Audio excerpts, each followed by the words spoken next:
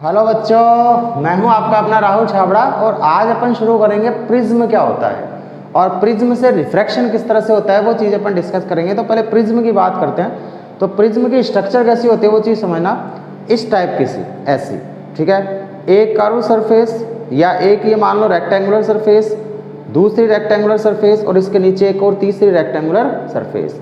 तो इस तरह से तीन तो इसके अंदर रेक्टेंगुलर सरफेसेज होती है और इस तरह से तीनों सरफेसेस जो है वो एक दूसरे से किसी न किसी एंगल से लगी हुई होती है। और सामने वाला यदि देखोगे तो कैसी बनेगी, ट्राइंगुलर सरफेस, पीछे वाली भी कैसी बनेगी, ट्राइंगुलर सरफेस। तो तीन तो इसके अंदर रेक्टेंगुलर सरफेस है, दो ये और एक ये। तीन तो रेक्टेंगुलर सरफेस है और दो कैसी है, ट्राइंगुलर सरफेस है और बीच में क्या होता है, ट्रांसपेरेंट मीडियम होता है। तो ट्रांसपेरेंट सरफेसेस होती है और बीच में ट्रांसपेरेंट मीडियम होता है। तो इस स्ट्रक्चर को अपन नाम देते हैं प्रिज्म। अब लाइट रे जो आती है वो ऐसे आती है इस तरीके से, और सामने से अपन देखेंगे तो कैसा दिखाई देगा, ये ट्राइंगुलर दिखाई देता है। तो यदि प्रिज्म की स्ट्रक्चर बनाई जाए तो अपन सामने से देखने में ट्राइंगुलर दिखाई देगा, तो प्रिज्म जो है वो एक्चुअल में ऐसा दिखाई देगा अपन को, इस टाइप का सा। लेकिन है ये कैसा, ये पूरा आगे की तरफ भी चल रहा है, तो इस तरह से स्ट्रक्चर चल रही है। और लाइट रे जो आएगी वो लाइट रे क्या होगी, इस तरह से आएगी, ठीक है। ऐसे लाइट रे आई इस तरीके से आगे। अब जिन दो सरफेसेस से रिफ्रैक्शन होता है उन दोनों सरफेसेस के बीच में जो एंगल होता है, इस एंगल को नाम देते हैं एंगल ऑफ प्रिज्म। यदि इन दोनों सरफेसेस से रिफ्रैक्शन होगा तो एंगल ऑफ प्रिज्म ये हो जाएगा, इन दोनों सरफेसेस से होगा तो एंगल ऑफ प्रिज्म ये हो जाएगा, इन दोनों सरफेसेस से होगा तो एंगल ऑफ प्रिज्म ये हो जाएगा। तो जिन दो सरफेसेस से रिफ्रैक्शन होता है उन दो सरफेसेस के बीच का जो एंगल होता है उसको बोलते हैं एंगल ऑफ प्रिज्म। अब लाइट रे यदि सरफेस पे इंसिडेंट हुई है तो इंसिडेंट हुई तो वो यहाँ से ऐसे गई, ये मान लो इंसिडेंट एंगल आई आया आ गया।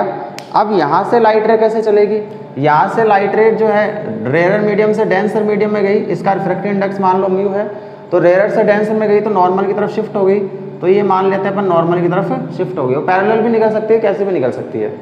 तो ये जितने एंगल से रिफ्रैक्शन होगा वो रिफ्रैक्शन एंगल अपन मान लेते हैं 8 मान लिया। फिर उसके बाद में क्या होगा, लाइट रे यहाँ से बाहर निकलेगी तो ये जो पॉइंट, ये जो दिखाई दे रहा है ये वाली चीज़, ये इसका नॉर्मल बन गया, ठीक है। ये नॉर्मल से लाइट रे क्या होगी, डेंसर से रेयर में जा रही है तो नॉर्मल से दूर हो जाएगी, तो लाइट रे ऐसे निकल जाएगी, ठीक है। तो अब यहाँ से समझो, ऐसे तो निकल रही है, इसको मैं पीछे बढ़ाऊँ तो ऐसे तो वो निकल रही है इस लाइन के अलोंग, और ऐसे वो आ रही है इस लाइन के अलोंग, ऐसे वो आ रही है। तो ऐसे आ रही थी और ऐसे चली गई, तो इन दोनों के बीच में जो एंगल होता है इसको बोलते हैं एंगल ऑफ डेविएशन। बोल दिया एंगल ऑफ डेविएशन। इसको भी पीछे बढ़ा दो और इसको भी पीछे बढ़ा दो, ठीक है। यहाँ पे आके मिल गई। ये एंगल आर मान लो, तो ये वाला एंगल जो होगा वो अपन आर डैश मान लेते हैं, और जिस एंगल से लाइट रे बाहर निकलती है उसको नाम देते हैं इमरजेंट एंगल, ठीक है। तो लाइट रे आई से आई, इंसिडेंट एंगल आई से आई, रिफ्रैक्शन हुआ, फिर इस सरफेस पे पहुंची, इस सरफेस पे एंगल ऑफ इंसिडेंस क्या हो गया, आर डैश, और एंगल ऑफ जो रिफ्रैक्शन हुआ वो क्या हो गया, ई हो गया इस तरह से। और लाइट रे जैसे आ रही थी जैसे जा रही थी, उन दोनों के बीच में एंगल यदि अपन बनाया तो एंगल ऑफ डेविएशन डेल, ठीक है। इसको नाम दे दो ए बी सी, ये नाम देते हैं एम, ये नाम देते हैं एन, और ये नाम देते हैं ओ, ठीक है। और इसको नाम देते हैं पी। अब देखो ये वाला एंगल आई है तो ये पूरा एंगल आई होगा, तो ये वाला एंगल क्या हो जाएगा, आई माइनस आर हो जाएगा। ऐसे ही यदि अपन देखें तो ये वाला एंगल ई है तो ये पूरा एंगल ई होगा, तो ये जो एंगल बचेगा ये वाला, उसमें से आर को अपन ने आर डैश को बाहर निकाल लिया तो क्या बच गया, ई माइनस आर डैश बच गया इस तरह से। अब समझो यहाँ से अब अपन को बनाना है कि एंगल ऑफ डेविएशन कितना होगा, ठीक है। एंगल ऑफ डेविएशन की वैल्यू अपन को फाइंड आउट करनी है। तो मैं यहाँ से देखूँ तो एक अपन रेक्टेंगल लेते हैं ए एम एन ओ। यदि मैं ए एम एन ओ में देखूँ तो देखो क्या क्या चीज़ें बनेगी, angle A plus angle M plus angle N plus angle O equal to कितना होगा, 360 डिग्री। इन चारों का सम क्या होता है, 360 डिग्री। अब एक चीज़ समझना, ये तो अपने पास में ये आ गया, एंगल एम और एंगल ओ जो है वो कितने कितने हैं, 90 डिग्री है। तो एंगल एम और ओ जो है वो 90 डिग्री है, तो टोटल मिला के 180 हो जाएगा, और उधर 180 जाएगा तो कितना हो जाएगा, angle A plus angle N कितना हो जाएगा, 180 डिग्री। ये दोनों मिला के कितने होंगे, एम और ओ, 180 उधर जाएगा तो कितना हो जाएगा, 360 माइनस 180 तो कितना बचा, 180 डिग्री। एक तो अपने पास में ये फॉर्मूला आ गया। दूसरा देखो, यदि मैं ट्राइंगल लूँ एम एन ओ, यदि मैं ट्राइंगल लूँ एम एन ओ, इसमें देखो क्या है, R plus R dash plus N, R plus R dash plus angle N equals to क्या हो जाना चाहिए, 180 डिग्री हो जाना चाहिए। इन दोनों को यदि मैं कंपेयर करूंगा तो 180 एंगल एन, तो इसका मतलब एंगल ए किसके इक्वल है, आर प्लस आर डैश। तो एंगल ए यहाँ से निकल के आया किसके equal, R plus R dash आ गया। फिर देखो वही इमरजेंट एंगल की कंडीशन लगाएंगे, तो इमरजेंट एंगल डेल है, तो डेल इक्वल्स टू क्या होगा, एक्सटर्नल एंगल डेल है तो डेल इक्वल्स टू क्या होगा, दो इंटरनल एंगल के सम के इक्वल होगा। यानी कि अपन यहाँ पे यूँ बोल सकते हैं कि डेल जो है वो किसके इक्वल हो जाएगा, इन दोनों के सम के। इन दोनों का सम क्या होगा, I plus R plus E minus are dash, sorry I minus R plus E minus are dash, ये किसके इक्वल हो जाएगा, डेल के इक्वल आ जाएगा, हो जाएगा। अब देखो इसको मैं ऐसे भी लिख सकता हूँ, डेल इक्वल्स टू क्या बोल सकते हैं, आई प्लस ई माइनस को कॉमन ले लेंगे तो यहाँ से आ जाएगा आई प्लस ई माइनस को कॉमन ले लेंगे तो अंदर क्या बचेगा, आर प्लस आर डैश बच जाएगा, आर प्लस आर डैश, ये आ जाएगा आर प्लस आर डैश। तो यहाँ से आर प्लस आर डैश किसके इक्वल था, ए के, तो यहाँ से डेल का जो फॉर्मूला बनेगा वो बनेगा आई प्लस ई माइनस ए। ये जो फॉर्मूला बनता है ये डेविएशन एंगल का फॉर्मूला बनता है आई प्लस ई माइनस ए, बन गया आई प्लस ई माइनस ए, ये तो डेविएशन एंगल का फॉर्मूला बनता है, ठीक है। ये रिफ्रैक्शन थ्रू प्रिज्म आ गया। अब इसमें नेक्स्ट जो टॉपिक आता है वो आता है मिनिमम डेविएशन एंगल, ठीक है, जिसको अपन नाम देते हैं, नेक्स्ट अपना टॉपिक आता है मिनिमम डेविएशन एंगल, कि मिनिमम डेविएशन एंगल की वैल्यू क्या होगी, किस तरह से उसको निकाला जाएगा, वो चीज़ अपन को देखनी है। तो मिनिमम डेविएशन एंगल में क्या होता है, यदि अपन एक ग्राफ बनाए किसके बीच में, डेविएशन एंगल डेल के बीच में और इंसिडेंट एंगल आई के बीच में, यदि इंसिडेंट एंगल आई की वैल्यू को मैं कम ज़्यादा करूँ तो एक कंडीशन ऐसी बनती है मिनिमम डेविएशन। ये प्रैक्टिकली के अंदर है कि इंसिडेंट एंगल की वैल्यू मान लो 35 डिग्री की तो डेविएशन एंगल आया, फिर 40 करी तो डेविएशन एंगल थोड़ा सा कम हुआ, फिर 45 करी तो और कम हुआ, फिर 50 करी तो और कम हुआ, फिर 55 किया तो बढ़ना शुरू हो गया। इसका मतलब मिनिमम कितना हो गया, 50 पे कम हुआ और उसके बाद में फिर से बढ़ना शुरू हो गया। तो ग्राफ जो बनता है पहले तो डेविएशन एंगल कम होगा, फिर एक मिनिमम होगा, फिर वापस बढ़ना शुरू कर देगा, तो ऐसा ग्राफ बनता है। तो ये जो एंगल होता है इस इंसिडेंट एंगल के ऊपर जो डेल होता है वो डेल कितना आता है, डेल मिनिमम आता है, मिनिमम डेविएशन एंगल निकल के आता है। अब मिनिमम डेविएशन एंगल आने के लिए कंडीशंस होती है। कंडीशंस क्या होती है कि एक तो आई जो होता है इंसिडेंट एंगल वो इमरजेंट एंगल के इक्वल होना चाहिए। दूसरा जो रिफ्रैक्टिव रे है जो अंदर चल रही है वो अंदर चलने वाली रिफ्रैक्टिव रे इस बेस के पैरेलल चलनी चाहिए। तो जब ये स्पेस के पैरेलल चलेगी तो आर किसके इक्वल हो जाएगा, आर डैश के, यानी कि आर इक्वल्स हो जाएगा आर डैश के उस कंडीशन में। तो अब यहाँ से देखो क्या क्या हो जाएगा, तो ए जो निकल के आएगा ए, वो ए किसके इक्वल आएगा, जब आर और आर डैश दोनों आपस में इक्वल होंगे तो ए किसके इक्वल हो जाएगा, 2r, तो आर किसके इक्वल आएगा, a/2 हो जाएगा। और आई और ई दोनों आपस में इक्वल होंगे, यदि आई और ई आपस में इक्वल है तो यहाँ से देखो आई और ई आपस में यदि अपन इक्वल कर देंगे तो डेल किसके इक्वल आ जाएगा, डेल मिनिमम आ जाएगा, और डेल मिनिमम किसके इक्वल आ जाएगा, डेल मिनिमम आ जाएगा मान लो 2i माइनस ए हो जाएगा इस तरह से। ये अपने पास में मिनिमम डेविएशन एंगल आ रहा है। अब एक चीज़ समझना यहाँ से कि यदि मैं यहाँ पे फॉर्मूला लगाऊँ किसके लिए, साइन आई अपॉन साइन आर, यदि अपन यहाँ पे फॉर्मूला लगाएं sine I upon sine are तो इक्वल्स टू क्या हो जाएगा, μ2/μ1, तो ये हो जाएगा कितना, म्यू हो जाएगा। तो sine I by sine R equals to हो गया म्यू हो गया। और यहाँ से यदि मैं आई निकालूंगा तो आई किसके इक्वल आएगा, आई आ जाएगा del minimum plus A divide by 2 आ जाएगा। तो आई की वैल्यू तो ये आई, आर की वैल्यू ये आई, वो इक्वेशन में वैल्यू पुट करेंगे तो म्यू की जो वैल्यू आ जाएगी वो क्या आ जाएगी, म्यू की वैल्यू आ जाएगी साइन आई का मतलब साइन आई की value del minimum plus a/2, तो ये आ जाएगी del minimum plus a divide by 2, ये तो साइन आई आ गया, डिवाइड बाई साइन आर, और आर किसके इक्वल है, a/2 हो गया।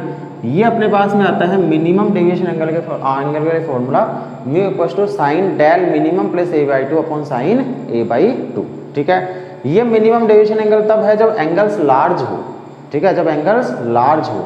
यदि एंगल स्मॉल हो गए, ठीक है, यदि एंगल्स स्मॉल हो गए यानी कि इंसिडेंट एंगल और रिफ्रैक्शन एंगल ये सब स्मॉल एंगल्स हो गए तो फिर मिनिमम डेविएशन एंगल का एक फॉर्मूला और आता है, या डेविएशन एंगल का एक फॉर्मूला और आता है फॉर स्मॉल एंगल्स।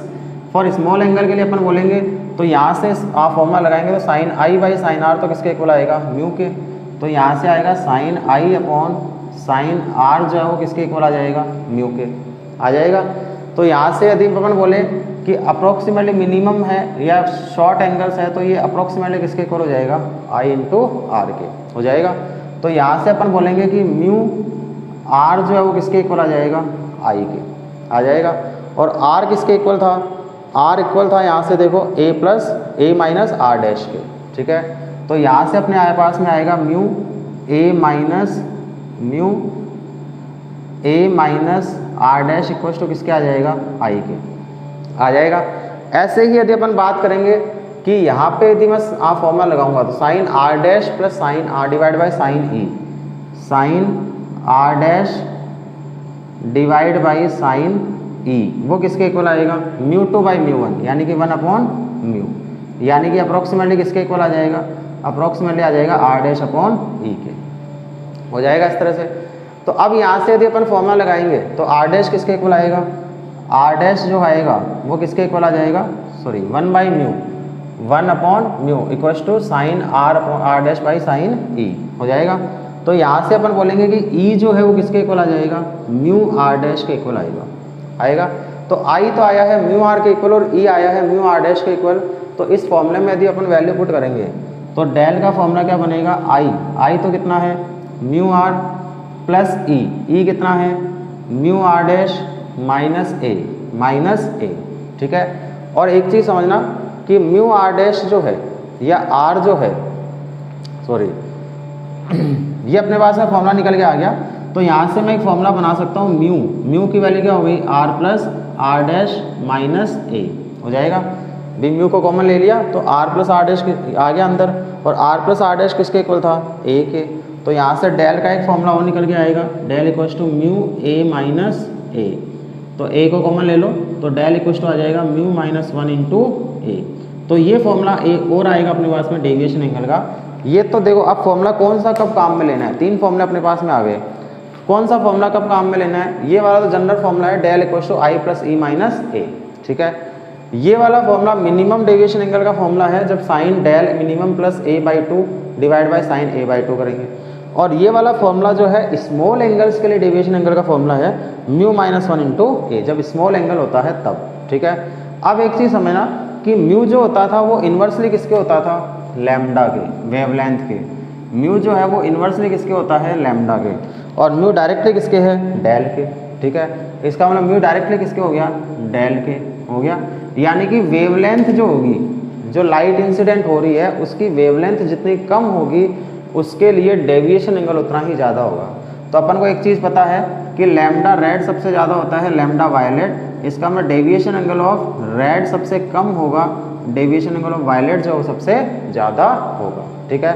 तो डेविएशन एंगल डिपेंड किस किस पे करता है, डेविएशन एंगल डिपेंड करता है एक तो रिफ्रैक्टिव इंडेक्स के ऊपर, ठीक है। दूसरा डेविएशन एंगल डिपेंड करता है वेवलेंथ के ऊपर। तीसरा डेविएशन एंगल डिपेंड करता है कि जो अपन ने प्रिज्म लिया है उस प्रिज्म का मटेरियल जो है वो कैसा है, उस मटेरियल के ऊपर, ठीक है। तो ये कुछ चीज़ें निकल के आती है प्रिज्म से। तो ये अपना प्रिज्म रिफ्रैक्शन थ्रू प्रिज्म जो है वो अपना यहाँ पे कंप्लीट हो गया है। क्या क्या चीज़ें थी, एक तो रिफ्रैक्शन अपन ने निकाला तो उससे डेविएशन एंगल निकला आई प्लस ई माइनस ए। दूसरा अपन ने देखा मिनिमम डेविएशन एंगल कितना होगा, तो मिनिमम डेविएशन एंगल का फॉर्मूला आया sine del minimum plus A by 2 upon sine A by 2। और थर्ड अपन ने देखा कि यदि स्मॉल एंगल्स है तो डेविएशन एंगल कितना होगा, तो स्मॉल एंगल्स के लिए डेविएशन एंगल निकल के आया म्यू माइनस 1 इंटू ए, ठीक है। तो 3 फॉर्मूले यहाँ से निकल के आए प्रिज्म के लिए, और 3 ही फॉर्मूले हैं, इसके अलावा चौथा कोई फॉर्मूला नहीं है प्रिज्म का। तो तीनों फॉर्मूले कब कौन सा काम में लेना है, जब नॉर्मल कंडीशन दे रखी है, कुछ नहीं दे रखा, तो उस कंडीशन में तो डेविएशन एंगल का फॉर्मूला ही काम में लेना है आई प्लस ई माइनस ए। जब मिनिमम डेविएशन एंगल के लिए बोला गया है तो उस कंडीशन में फॉर्मूला काम में लेना है mu equals to sine del minimum plus A by 2 upon sine A by 2।